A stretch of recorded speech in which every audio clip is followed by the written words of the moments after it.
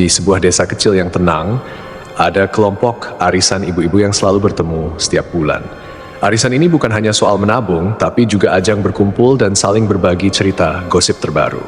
Di antara ibu-ibu itu, ada satu yang paling ditunggu giliran menjadi tuan rumah, Bu Yati. Bu Yati terkenal dengan baksonya yang luar biasa enak. Setiap kali arisan diadakan di rumahnya, bakso Bu Yati selalu jadi hidangan yang ditunggu-tunggu. Tidak ada yang tahu pasti apa resep rahasianya, tapi gosip yang beredar mengatakan bahwa bakso Bu Yati punya bumbu rahasia yang bisa bikin siapapun yang memakannya jadi ketagihan. Namun ada juga rumor aneh yang beredar. Konon orang yang makan bakso Bu Yati sering bertingkah aneh setelah itu. Ada yang bilang baksonya bisa bikin orang merasa seperti hidup di dunia lain. Bahkan ada yang bilang pernah melihat hal-hal ganjil setelah makan baksonya. Tentu saja, ibu-ibu arisan tidak percaya hal semacam itu. Yang mereka pedulikan hanya rasa bakso yang enak dan kenyal. Setiap kali bakso Bu Yati dihidangkan, mereka semua lupa dengan rumor-rumor aneh tersebut. Hari arisan yang ditunggu-tunggu pun tiba.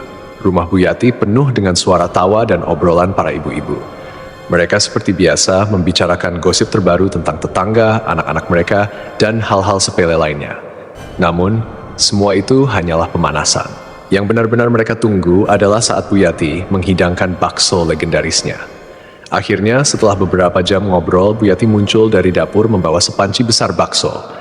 Aroma kuahnya menguar ke seluruh ruangan, langsung membuat semua ibu-ibu diam sejenak, terpikat oleh bau yang menggoda. "Ini dia yang kita tunggu-tunggu, bakso legendaris Bu Yati," seru Bu Rina dengan penuh antusias sambil menyeka air liurnya yang hampir menetes. "Ya ampun, baunya aja udah bikin lapar lagi," kata Bu Mirna, meskipun sebelumnya dia sudah makan camilan banyak.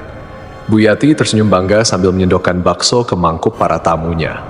"Ayo, jangan malu-malu, makan sampai kenyang." Ibu-ibu pun tidak menunggu lama. Mereka langsung menyantap bakso dengan lahap. "Ini bakso terenak di dunia," seru Bu Sri sambil mengunyah dengan penuh semangat. "Lembut banget dagingnya, kenyalnya pas, dan kuahnya aduh luar biasa," kata Bu Tini, yang biasanya sangat pemilih soal makanan. Namun tidak lama setelah beberapa suapan, keanehan mulai terjadi. Bu Tini yang tadinya memuji bakso dengan tenang, tiba-tiba berdiri dari kursinya dan mulai berdansa di tengah ruang tamu. Tini, kamu ngapain?" tanya Bu Irma yang duduk di sebelahnya.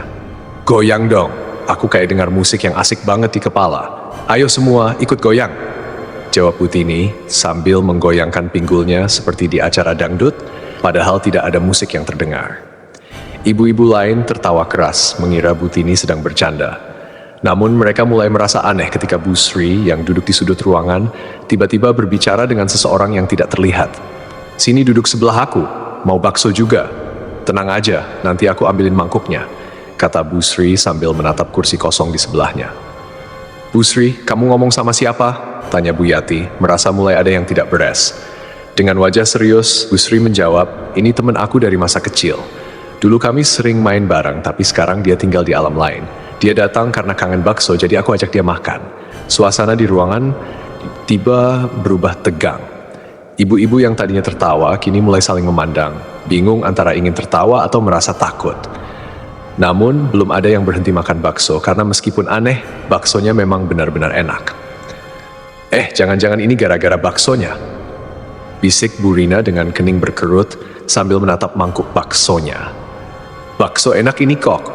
Mana mungkin bikin orang halu," kata Bu Maya, tetapi anehnya dia sendiri mulai tertawa tanpa alasan yang jelas. Tak lama kemudian, dia mengangkat sendoknya seperti mikrofon dan mulai bernyanyi dengan suara yang jauh dari merdu. Melihat tingkah Bu Maya yang mulai menyanyi dengan penuh semangat, ibu-ibu lainnya tak bisa menahan tawa. "Ya ampun, Bu Maya ngeluarin bakat tersembunyi. Ini kayaknya bakso Bu Yati bisa bikin kita semua jadi bintang," canda Bu Irma sambil tertawa sampai perutnya sakit. Satu persatu ibu-ibu mulai bertingkah aneh. Bu Desi yang biasanya pendiam, tiba-tiba melompat ke atas meja dan mengumumkan bahwa dia ingin menjadi penyanyi dangdut terkenal. "Panggil aku Dewi Bakso," teriaknya sambil mengangkat tangan ke udara seolah-olah dia sedang tampil di atas panggung besar.